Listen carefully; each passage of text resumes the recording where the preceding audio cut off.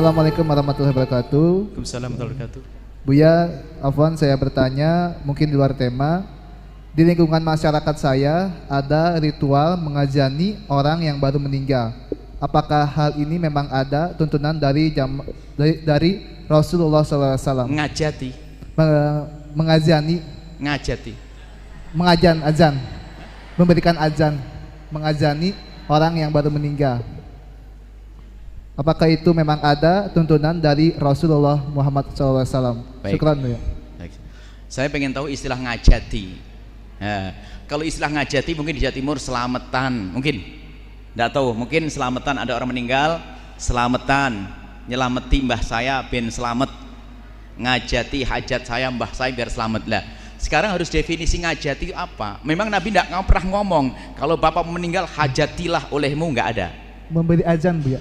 Memberi azan. Azan. Ajat. Zal. Azan. Masya Allah. Makanya inilah perbedaan. Saya suka singkong, Anda suka keju, kan beda.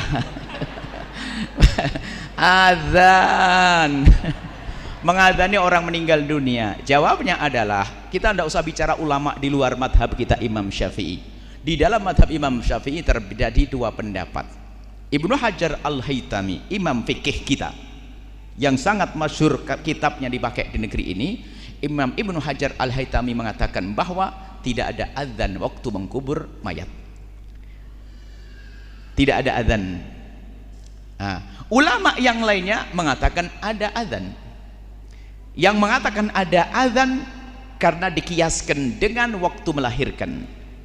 Sayyidina Rasul mengadani Sayyidina Hasan dan Husain waktu kelahirannya. Jadi waktu berpindah dari alam rahim ke alam dunia dikumandangkan kalimat takbir dan tahlil.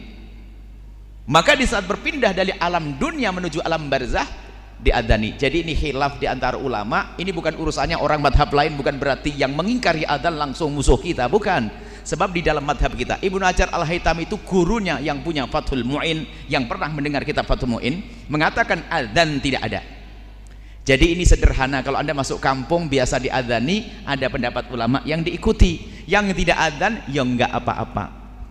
Jadi ini khilaf di antara ulama kita ya, bukan urusan ulama yang anti kita, bukan. Ini adalah khilaf di dalam madhab kita. Imam Syafi'i radhiyallahu taala anhu tidak ada adzan, tapi kalau kita mengadzani ada, mereka ngikuti petunjuk karena ini keluar dari alam ke alam lain, dikumandangkan adzan.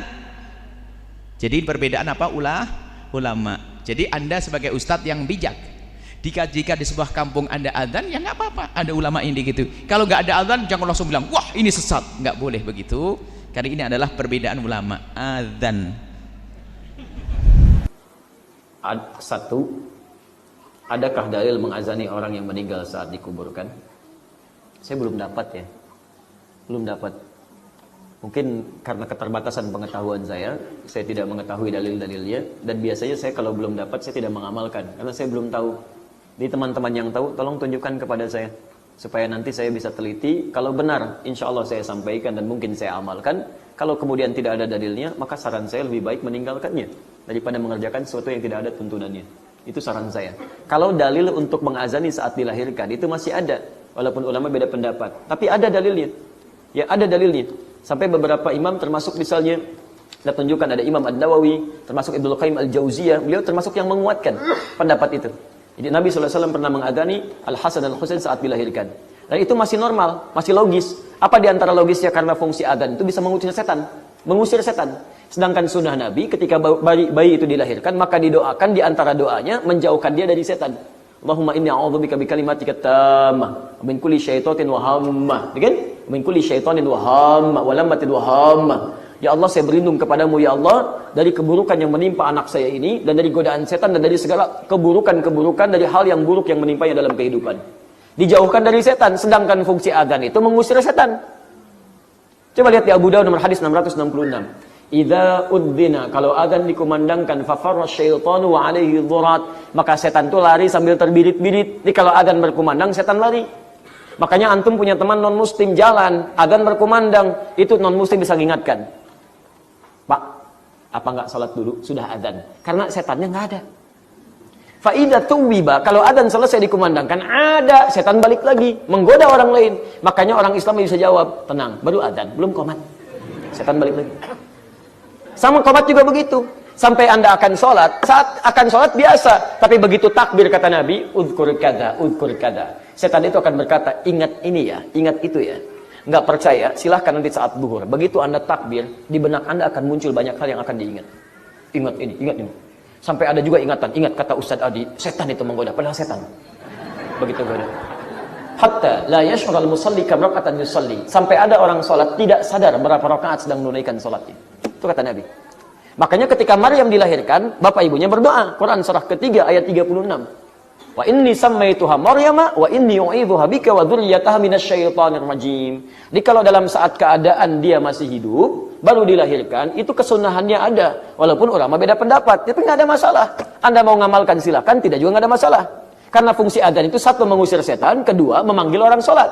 Makanya diperdengarkan kalimat-kalimat thayyibah supaya dewasanya terbiasa mendengar kalimat itu. Tapi kalau sudah meninggal dunia, orang meninggal dunia itu, maaf, satu sudah nggak sholat lagi. Makanya ketika antum adzan, dia nggak akan dengar untuk sholat, nggak ada.